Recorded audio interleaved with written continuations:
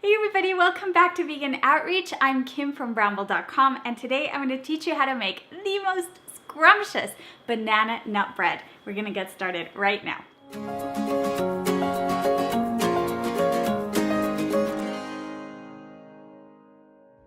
The first thing we're going to do is we're going to mash our bananas and we're going to combine it with all of our wet ingredients.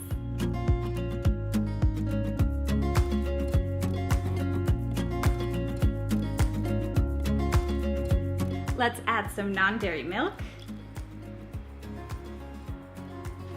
vanilla extract,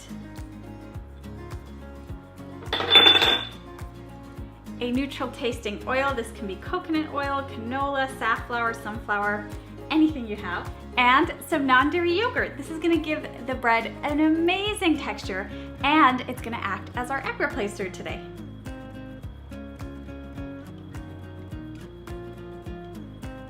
Now we mix everything together and set this aside. Now while we combine our dry ingredients, I want you to preheat the oven. We're going to preheat it at 350 degrees Fahrenheit, which is about 176 Celsius. And I want you to prepare a little loaf pan. We're going to kind of cover it with some parchment paper to avoid any sticking. We don't have to add any flour or any non-dairy butter to this at all. The paper is going to prevent sticking just fine. So now let's mix together our dry ingredients. We're going to add some all-purpose flour, some whole wheat pastry flour, some sugar. I'm using evaporated cane sugar. You can use whatever you have and whatever you like. Now we're going to add some baking powder, some salt, and some cinnamon.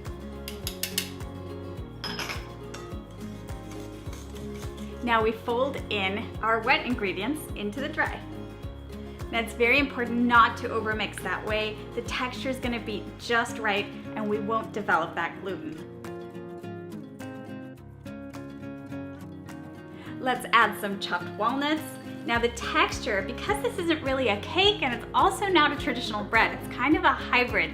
We want it to be kind of, a little bit thicker than a normal cake batter. So you want this, kind of very sticky texture and not as runny as standard batters. Now we're gonna pop this into our prepared pan. We're gonna pop it in the oven and bake it for about 40 minutes or until a toothpick inserted in the center comes out clean.